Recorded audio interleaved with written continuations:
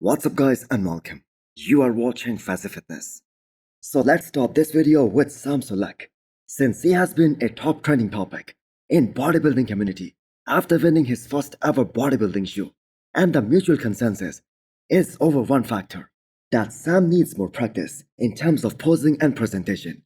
He was peeled, he just wasn't flexing, especially his quads very well. So this guy's popularity is just over the roof. And every single top IFB pro out there who did an Instagram Q&A yesterday, one question was asked to all of them to rate Sam's performance. So here are the responses from guys like Ian Valier, Towns Ruffin, and Urs Klashinsky. Now most of the people out there do not care how good of an IFB pro Sam Sulek can be, if in fact he can be an IFB pro. But this right here is just too good, especially for the sport of bodybuilding, because of his huge social media presence. He's gonna attract the younger generation to watch all these bodybuilding shows, and part of the fitness community that doesn't have any interest in comparative bodybuilding whatsoever, they follow Sam a lot more. So this can be really good for the sport. So this can maybe go the same way as we saw with Chris Bumstead, or as we are still seeing with him, because so much of the younger generation, they follow C-Bum. They followed his journey all the way since he became a pro, and he went on to become 6 times Miss Olympia. And the man contributed so much towards the sport of bodybuilding. Now Sam can do the same, because the foundation is right there. So there were so many positive comments from so many bodybuilding greats congratulating Sam on his first ever win. So the man is onto this upcoming Arnold Amateur next, and it's gonna be much tighter in another 10 days time. Next up, we have 11 days out physique update from Wesley Wizards. Some people just cannot get flat, no matter how low they go on the food. And Wesley is definitely one of them. Now I know he might be a bit flat here, especially in comparison to a few weeks out, but not in the true definition of flat. And not in comparison to the other classic physique pros. Man, that upper body is just so damn complete. If Wesley had bare quads, if his quads were as good as his upper half, or rather I should say, as big and as freaky as his upper body, this guy would have been absolutely bonkers. Because the thing is, his quads have that unbelievable separation. And I'm gonna go as far as saying this, he would have been unbeatable. Because the man is just so damn huge. Now Wesley this time really hasn't shown us his quads throughout this year's Arnold prep. Now he did say after the Olympia last year that his quads this time for this year's Arnold, they are gonna be significantly better compared to what we saw at the Olympia last year. But he also wants to keep an element of surprise for this upcoming Arnold. So his coach Stefan came down to give him a session regarding the legs training. Now that one thing that was missing from Wesley at the Olympia last year compared to the Arnold in 2024, that was his wow factor. Because the physique that we saw at the Arnold 2024, that was near to perfection. So he will surely try to bring a more dominating physique this time around. Now we know he has kind of a boxy waistline, especially in comparison to the other top guys. So he isn't winning based on the aesthetics alone. I must say Wesley has a lot on his plate, as multiple other classic physique competitors, they are gunning to take him down, especially after his 8th placing at this past Miss Olympia, a show where he was supposed to fight for that classic physique Olympia title against Chris Bumstead. Guys, Mr. Olympia Signature Series is now live on hostile.com. Use the code FAZI10 to get 10% discount and click the arrow below to check out all the Hostile products. Next up, we have an update from Nathan Asha, looking full-blown out there in the O2 gyms Kuwait. So for many of us who have been following bodybuilding for quite some time now, he's definitely one of the OGs. He was part of that original crew that started training in the O2 gym many years ago. And Nathan did achieve some great things. His career's best placing while working with those guys at the O2 gyms, when he was able to place top 7 at the Olympia back in 2017.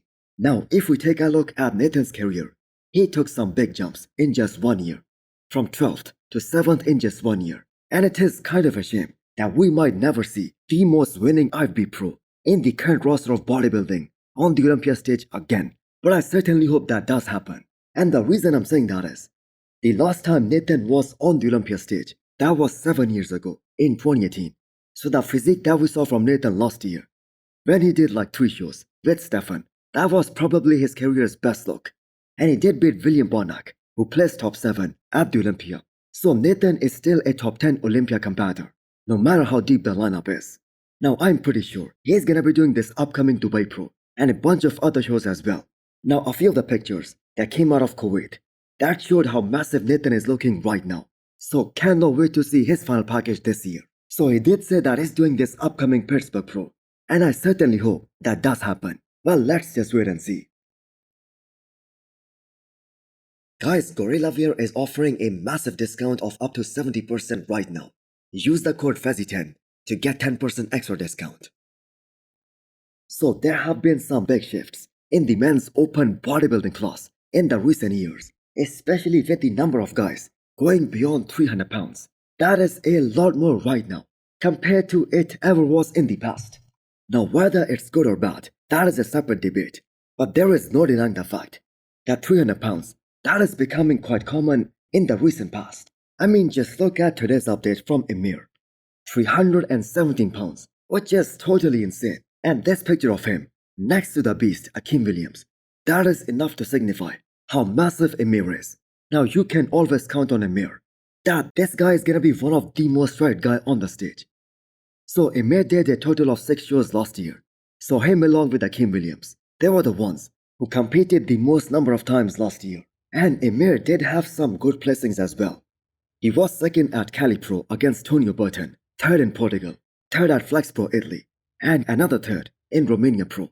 So there's a footage of Emir next to Rafael Brandao, which shows he isn't as complete as Rafael, but he compares extremely well against Brandao in terms of size, and his conditioning is even better than Rafael. So the problem with Emir is that his midsection, especially the lower abdominal, that area just ruins his overall flow, and a lot of the front poses, because there is always some kind of distension going on there every single time he's up on that stage. So many of you guys will be surprised to hear this, that this guy is just 26 years old, and it is just a matter of finding the right show, and he's gonna make it to the Olympia stage, hopefully as soon as this year.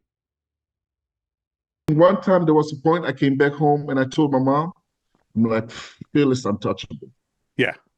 Glad to see more and more competitors speak about the legend, the 7 times Mr. Olympia, Phil Heath, especially those guys who were competing against him at his prime. Now it is very interesting question that do they even believe that Phil Heath is beatable? Now William Bonac spoke about Phil Heath in the recent episode of the Real Bodybuilding podcast, and as gifted as Bonac was during his prime with those 3D and round muscle bellies and that insane back, here is what he said about matching Phil Heath. Yeah. Like I had a thought, like from day one that I step on stage and I look at Phil, I'm like, what the hell? Like how can someone like, so there are those iconic photos of William Bonac and Phil Heath from 2017 Miss Olympia, when Bonac was probably at his all-time best. So he placed third at that show. And that year, there was a lot of controversy that Big Ramy should have won that show, when in fact it wasn't even close between Big Ramy and Phil Heath. So the sheer quality that Phil Heath brought to the stage, that is something we just aren't gonna see, maybe ever. So what would have happened if Phil Heath did not try to get bigger over the years and he kept his waistline the same as it was back in 2011? I think he would have won 10 Miss Olympias. So do you guys agree that Phil Heath's physique, that is literally impossible to achieve for any IFB pro out there, present or the past? No matter what I do in my life, I could never look like Phil. He was the one guy in that first call out that I thought to myself, that is like a... Next up, we have an update of the 2 times former Arnold champion, Brandon Terry. All the old school bodybuilding fans, they remember that the Maryland muscle machine, Kevin Levroni, he always loved to do that behind the neck press for those monster delts. And this is probably the very first time you guys are gonna see Brandon doing that same movement, because this movement has now been kind of an obsolete one. No one does it anymore. So Brandon looks very swole in all of his recent updates. Now at this age, we do not expect Brandon to be top 3. But in order to redeem himself, after placing 9th at the Olympia last year, which was Brandon's lowest ever placing since 2016, he needs to make a statement here that he's still in the game. Now I still believe that he can be as high as top 4. Apparently he hasn't lost any pop to his muscles. His quads have looked better during this prep compared to the past, and is looking to come in more detailed, more shredded, which probably never was his top priority. Now do not forget that Brandon was in the hospital 2 days before the show at the Olympia back in 2023, and he still placed top 4. and he just had one bad year last year. So do not count him out just yet. And also hit the thumbs up button if you liked the video, and smash the subscribe button if you wanna come back for more. Thanks for watching.